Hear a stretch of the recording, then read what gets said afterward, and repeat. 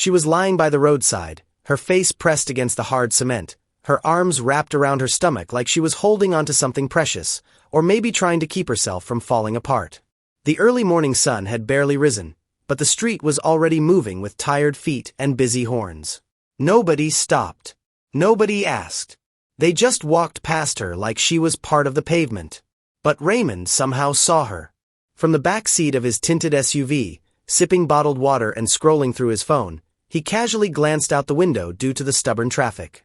And for some reason, he stopped. She wasn't just lying there like someone resting. She was crying, quietly. And beside her, a little boy no older than 5 sat barefoot, his head resting on her back like he knew no better place to find comfort. The driver noticed him staring and asked, "Sir, are we still heading to the airport?" Confused by the silence. Raymond didn't answer. He just stared. He wasn't the kind of man to act on impulse. Billionaires rarely are. Everything in his life was scheduled, controlled, predictable. But something about the way she held that child, even in her condition, cracked inside him. "Stop the car. Sir. I said stop." He got out. Just like that. Stepping down onto the dusty roadside, in his polished shoes and designer jacket, like a man who didn't care what he looked like anymore. Pedestrians slowed down to stare. A few pointed fingers. But Raymond didn't care. He walked straight to her and knelt beside her like it was the most normal thing in the world. The woman looked up in panic, shielding the boy as if expecting danger. "I'm not here to hurt you," he said calmly. "What's your name?" She blinked, confused. "Why? I just want to know." She hesitated, then said, "My name is Ruth." "Is that your son?" She shook her head. "No. I found him. His mother died under the bridge last year.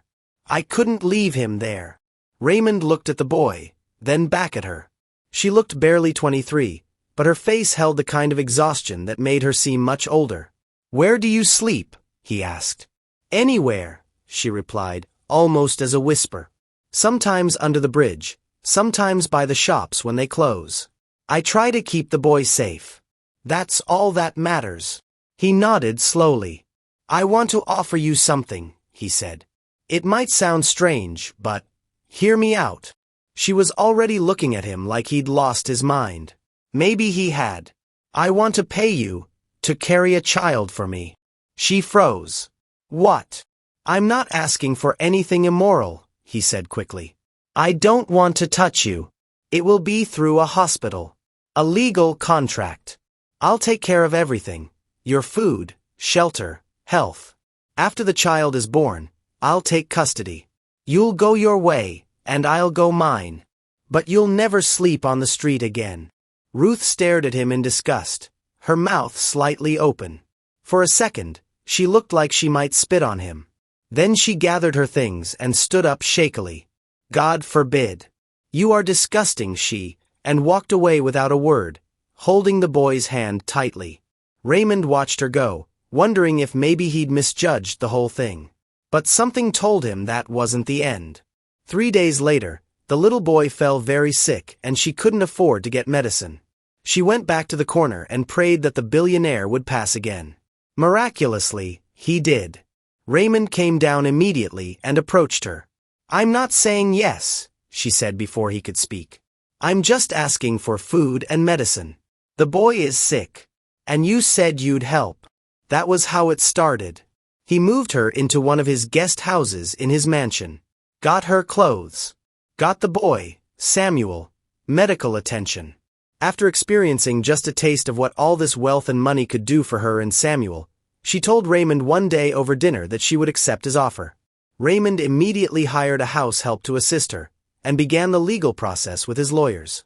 Ruth signed the papers, unsure of what she was stepping into, but certain it was better than sleeping with her arms around a sick child and a stomach full of hunger. Months passed. Raymond barely visited. Everything was handled through his assistants. Ruth often sat on the balcony alone, rubbing her belly and wondering what kind of world she was about to bring a child into. Samuel adjusted quickly, playing around the compound like he had finally found childhood again. But Ruth couldn't shake the feeling that something wasn't right. Why would a man with all that money pay a homeless girl to carry his child? Then one evening, Raymond showed up, alone. He didn't say much. Just sat beside her on the balcony and stared into the sky like someone chasing peace in silence. "Do you know why I picked you?" he asked suddenly. She turned to look at him, shaking her head. "My wife died during childbirth. Both the baby and the mother. That was 5 years ago. Since then, I haven't touched anyone. Haven't trusted anyone. But I wanted a child because I need an heir, badly. I thought maybe I could do it without the emotions this time. Just business. Just a transaction." Ruth swallowed hard. "Then why not pick someone rich, someone educated?" He smiled sadly. "Because rich people mostly have unclean hearts. You came with nothing, but still took in a child who wasn't yours. You didn't ask for anything. I trusted that." They sat in silence for a long time. From that day, Raymond started showing up more. He brought fruits, sat through her checkups, took Samuel out for ice cream. Ruth saw sides of him she never expected, gentle, careful, deeply wounded. And somehow, slowly, she found herself caring in ways she tried hard not to admit. One night, she asked him, "When this baby comes, and I leave like you planned, I am scared of what happens to Samuel. He has already gotten used to all this." Raymond was quiet. "I want to adopt him too," he finally said. "But only if you're okay with it." Ruth turned away.